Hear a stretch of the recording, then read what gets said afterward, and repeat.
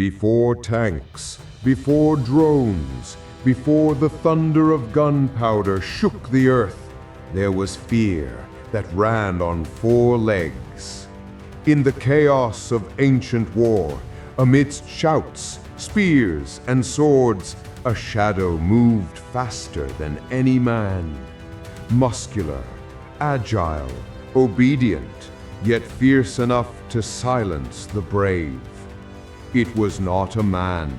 It was not a horse. It was Canis Pugnax, the Roman war dog, forged not in fire, but in blood, discipline, and the roar of empire. Born to protect, trained to hunt, commanded to fight, and destined to kill. This was no pet. It was a living weapon. Before gunpowder, before steel engines, and long before the hum of drones filled the air, there was another sound that struck fear into the hearts of men. The growl of a beast trained by empire, molded by war. The Romans called it Canis Pugnax, the war dog. It was not a creature of comfort. It was not a companion to children or a hunter of rabbits. It was a weapon, living, breathing, and loyal unto death. In the chaos of ancient battlefields, when the air burned with dust and blood, when men screamed the names of gods before steel found their throats, the Canis Pugnax ran alongside the legions of Rome, muscular, intelligent, fearless. It did not understand empire or power or glory, but it understood one thing, the command of its master, and it obeyed, even unto death. The story of this creature is not found in marble inscriptions or royal decrees. It lies in fragments, in scars carved into history, in the quiet loyalty of an animal that fought for men who would never write its name. The birth of a beast. To understand the Canis Pugnax, we must go back before the rise of Rome, before the legions, before Caesar's eagles cast their shadow over the world. We go to the rugged mountains of Epirus, a land of mist and stone, where shepherds and warriors were often the same men. Here, among wolves and predators, ancient Greeks bred a dog unlike any other, the Molossian hound. Massive, relentless, loyal to its master, merciless to strangers. These Molossian dogs were the guardians of herds, villages, and even armies. They could bring down lions. They could break the neck of a man in one bite. Philosophers spoke of them with awe. Aristotle called them the mightiest of dogs. Virgil wrote of them in poetry as if describing a living fortress. When Rome began its expansion into Greece, its generals saw the Molossian breed and recognized not just a guardian, but potential. Rome, after all, was a civilization that perfected everything it touched. Weapons, tactics, politics, even animals. Rome began breeding the Molossian hounds with their own native dogs and those captured from barbarian tribes, Celtic war dogs known for speed and aggression, Germanic breeds that fought without fear or hesitation. What emerged was something new, not merely a dog, but an instrument of warfare, a creature bred not for beauty, but for purpose. Large enough to knock a man off his feet, yet agile enough to run alongside cavalry. It could weigh nearly 50 kilograms, stand at the height of a child, and move with the power of a predator that knew no retreat. Its fur was short, often dark, perfect for night patrols or ambushes. Its jaw was wide and bone-crushing. Its bark deep, resonant, almost human in its rage. The Romans named it Canis Pugnax, Latin for combat dog. To the legions, it was simply the war dog. The legions marched, their shields gleaming in the sun, their sandals cutting through dust and blood. And beside them marched a shadow, four-legged, silent, loyal. The Canis Pugnax was no longer a beast of the arena. It was now a soldier, trained to fight, to guard, to die beside its master. In the vast campaigns of the Roman Empire, from the scorching deserts of Africa to the frozen frontiers of Germania, these dogs became living armor for the legions. They slept near the sentries. They woke at the slightest sound. They carried messages through enemy lines. And sometimes they carried vengeance. When the enemy charged, the Canis Pugnax leapt first. It struck fear before the sword did. Its growl was a warning, its bite a sentence. 8. Training of a living weapon. Rome did not build warriors, it forged them. That rule applied to men and dogs alike.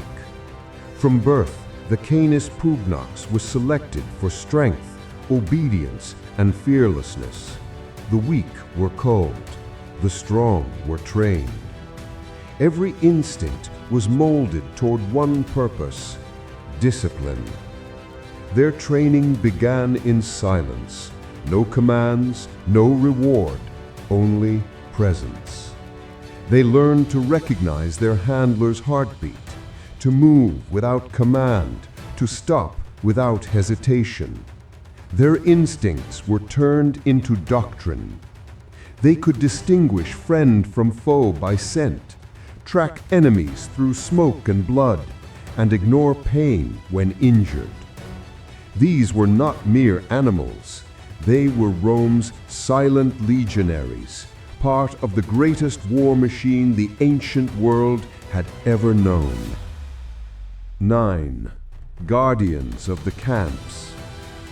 At night, when torches burned low and soldiers slept in their tents, the Canis Pugnax stood watch. They patrolled the perimeter of the castra, listening for what men could not hear: the shuffle of an intruder, the whisper of movement beyond the palisades. If danger came, the dogs did not bark at once. They froze, watching, waiting. Only when the threat drew near would they sound the alarm, a deep, rolling growl that rippled through the camp like thunder. Legionaries trusted those sounds more than any horn or bell. They said a Canis Pugnax could smell fear, and in the dark, that was often enough to save lives. 10. The campaigns of blood and loyalty. Throughout the empire's conquests, these dogs fought side by side with Rome's soldiers. In Germania, they hunted ambushers through forests so dense that even the moon could not reach the ground. In Britannia, they charged against painted warriors, snapping spears and tearing through shields. In Dacia, they stood beside siege towers, guarding engineers as arrows rained down. To the soldiers, they were more than tools. They were comrades. When a Canis Pugnax fell in battle, many legionaries buried them like brothers, marking graves with stones, sometimes with inscriptions: "To the one who never fled." 11. The unsung heroes. History remembers the names of generals, emperors, and traitors, but it seldom remembers the nameless, the ones who bled and never spoke. The Canis Pugnax belongs to that silence. No statues, no scrolls, no songs. Only faint carvings, a dog beside a soldier on a forgotten tomb.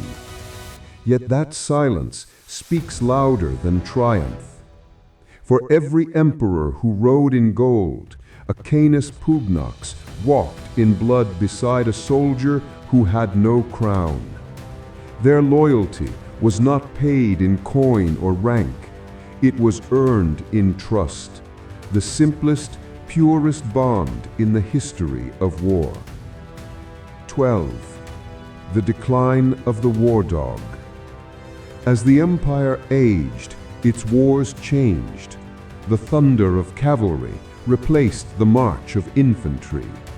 Crossbows, siege engines, and fire became the new gods of war. The Canis Pugnax, once the vanguard of Rome's power, began to fade from the battlefield. Some were bred into household guardians, some into hunting dogs, and others simply vanished, their blood mixing into newer breeds as centuries turned to dust. But traces of them remained in the massive jaws of the Neapolitan Mastiff, in the proud stance of the cane corso, and in the deep, echoing bark that once shook the fields of Rome. 13. Echoes in stone and memory. Archaeologists have found tombs in southern Italy bearing Latin inscriptions not dedicated to men, but to dogs. One reads, "To my companion in battle, faithful beyond death." Such words carved by rough Roman hands tell more truth than entire histories written by scholars.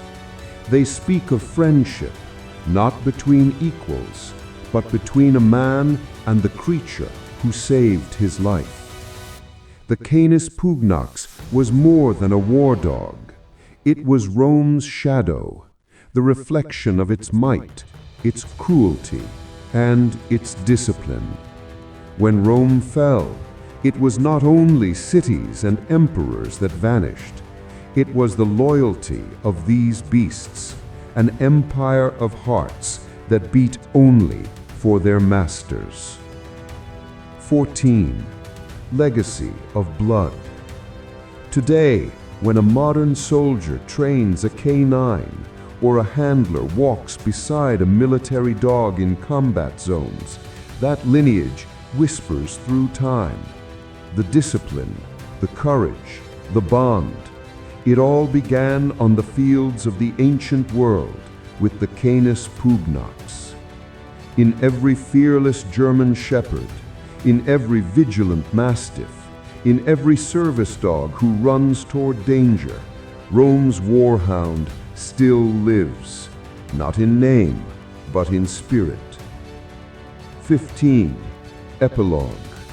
The eternal soldier. History, in the end, forgets the noise. It remembers the silence. And in that silence, the Canis Pugnax still walks. It walks beside the ghosts of legionaries, through forgotten roads and ruined camps. It guards the empire that no longer stands, but still breathes in memory. Because loyalty does not die. It does not surrender to time or empire. It waits for the sound of a horn, for the call of its master, for one last march. And somewhere in the dust of history, if you listen closely, you can still hear it, a distant growl, the heartbeat of Rome.